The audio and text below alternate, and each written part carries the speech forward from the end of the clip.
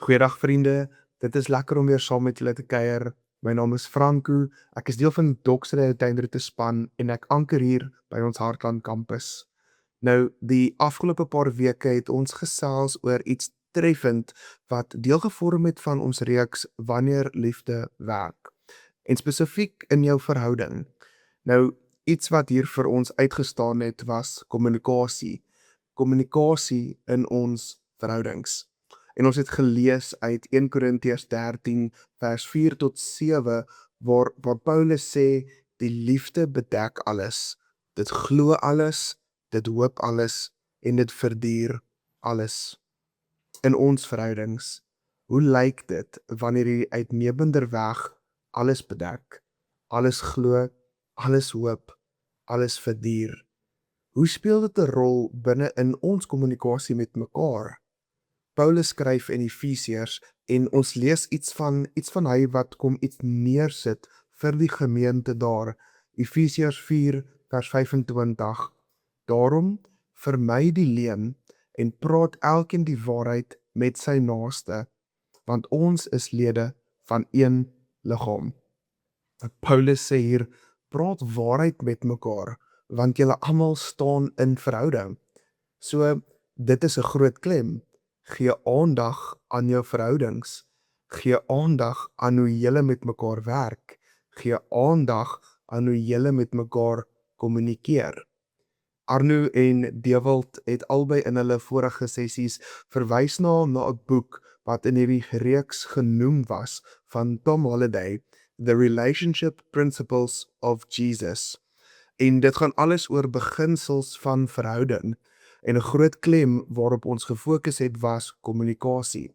Nou, net om vinnig op te som, as jy dalk nie die vorige sessies kon kyk nie, of dalk net vergeet het, maar ons het gekyk na hierdie beginsels oor kommunikasie in verhouding en die redes hoekom kommunikasie soms misluk. Een van die redes is ons beskerm onsself in plaas daarvan om te connect met mense. 'n Ander rede is ons luister om te antwoord, nie om te verstaan nie. En nog 'n beginsel was, ons praat nie oor ons seer nie. En ons het gekyk na Jesus. Na Jesus wat die teenoorgestelde opgetree het. Jesus het waarheid en genade saamgespreek. Hy het dit geleef. Dit word so mooi vir ons gesê, speaking truth without condemnation, confronting without humiliating, correcting without controlling, expressing emotion without becoming destructive. Die doel van kommunikasie is herstel, nie domineer nie. En ons het gekyk na die rol wat vertroue speel in kommunikasie en dat ons waarheid in liefde moet kommunikeer. En 'n belangrike beginsel van hoe hierdie kommunikasie kan lyk binne in ons praktyk, binne in die praktyk, is om spesifieke gewoontes aan te leer. Gewoontes wat deur Jesus se voorbeeld geïnspireerd is. En dit is gewoontes soos pause voordat jy reageer. Kry duidelikheid voordat jy net aanneem. Kommunikeer reguit en direk en erken wanneer jy verkeerd was. En hierdie gewoontes en hierdie klein beginsels vorm alles deel van die proses van wanneer die liefde werk in ons verhoudings. En 'n groot deel van hierdie beginsel wat ons nou op wil fokus, is dat jou volwassenheid in kommunikasie is afhangend van jou geestelike en emosionele volwassenheid. Nou, ons jaartema is Marked by His Glory, Known by His Love. En ons reis saam deur Korintiërs. En Paulus skryf 'n brief aan die gemeente daar in Korinte en hy skryf in 1 Korintiërs 3 vers 1 tot en met vers 3. Hy sê, wat my betref, broers, ek kon nie met julle praat soos met geestelike mense nie, maar wel soos met die wêreldse mense, soos met klein kindertjies in Christus. Ek het julle melk gegee om te drink, nie vaste kos nie, omdat julle nog nie daartoe in staat was nie. Selfs nou is julle nog nie daartoe in staat nie, want julle is steeds wêrelds.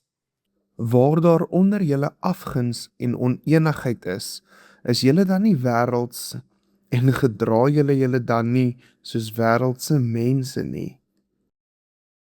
Nou hierdie is juis wat Paulus kom en kom neersit vir die gemeente in Korinte. Daar is 'n groot stuk volwassenheid wat afwesig is, wat eintlik daar moet wees. En hierdie het alles te doen met kommunikasie en hoe hulle met mekaar kommunikeer en hoe hulle luister. So as ons sê 'n groot deel van hierdie beginsel is dat jou volwassenheid in kommunikasie afhangend is van jou emosionele en geestelike volwassenheid, dan bedoel dit dat soos wat ek en jy emosioneel en geestelik groei, dan word dit makliker. Dit word makliker om jou humeur te beheer. Dit word makliker om geduldig te luister, om sag te praat, om kalm te bly onder druk en onder stres, om selfsugtige reaksies te vermy en om te vergewe. Die liefde bedek alles. Dit glo alles, dit hoop alles en dit verduur alles. En hierdie groei in jou emosionele en geestelike volwassenheid verbeter jou volwassenheid in kommunikasie.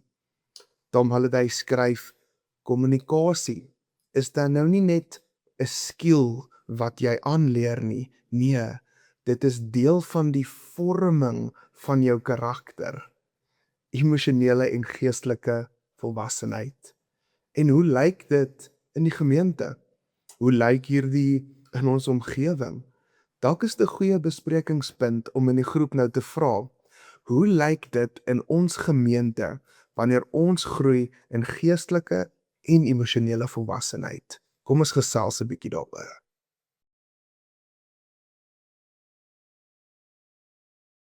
Ek glo julle het waardevolle gesprekke nou saam gehad as 'n groep en as ons kyk na hierdie beginsels. As ons kyk na die beginsels van kommunikasie in ons verhoudings en ons bou op hierdie fondasie van 'n karaktervorming van sterk geestelikheid en emosionele volwassenheid, dan sien ons daar is 'n duidelike verband tussen liefde en luister. As ons moet kyk na Jesus, hoe Jesus hierdie uitgeleef het, die manier hoe hy lief was, die manier hoe hy geluister het. Jesus het mense laat voel, hulle word raak gesien. Jesus het mense laat voel, hulle word gehoor. Jesus het mense laat voel, hulle is waardevol. En Jesus het mense laat voel, hulle word verstaan. Goeie kommunikasie gaan nie net oor ek wat gou net vinnig inligting wil deurgee aan iemand of aan mense nie. Nee, dit is om mense te help voel dat hulle waarde het en gerespekteer word. Holliday, hy skryf in sy boek, People often remember tone, attentiveness, empathy, more than exact words. En dit is die uitdaging waarmee ons sit. Hoe lyk hierdie liefde en luister in jou omgewing as jy kommunikeer met attentiveness? Hoe lyk liefde en luister in die beginsel van ons kommunikasie? Die toon met wat ons liefhet en luister. En as ons kyk na Jesus, het ons die perfekte voorbeeld van hoe dit kan lyk in ons lewens. En hoe heg ons dan koneksie tussen liefde en luister? En dan die beginsel van konflik is nie die vyand nie. Die boek sê ons moenie konflik heeltemal vermy nie, nee, maar eerder ongesonde konflik wat die probleem is. So kom ons kyk na gesonde konflik. As ons kyk na gesonde konflik, dan lyk dit so. Dit help ons verstaan. Dit bou vertroue. Dit versterk intimiteit en dit groei ons eerlikheid. Nou wat baie belangrik is in hierdie beginsel is die houding. Die houding van hoe jy dit aanpak. Nederigheid en die willingness to reconcile. Dit speel 'n groot rol in die groei van kommunikasie in ons verhoudings. En weer eens, hoe lyk dit in jou lewe? Hoe lyk dit in jou verhoudings? Hoe lyk dit in ons gemeente? Ek wil afsluit met 'n laaste groepsvraag. Hoe is dit wat ons hier leer en hier lees? Anders as die kultuur wat geskep word om ons. Kom ons sit effort in om as 'n gemeente te fokus op hierdie beginsels. Geestelike en emosionele volwassenheid, liefde en luister. En konflik is nie die vyand nie. Mag julle geseënde gesprekke hê. Blessings vir julle.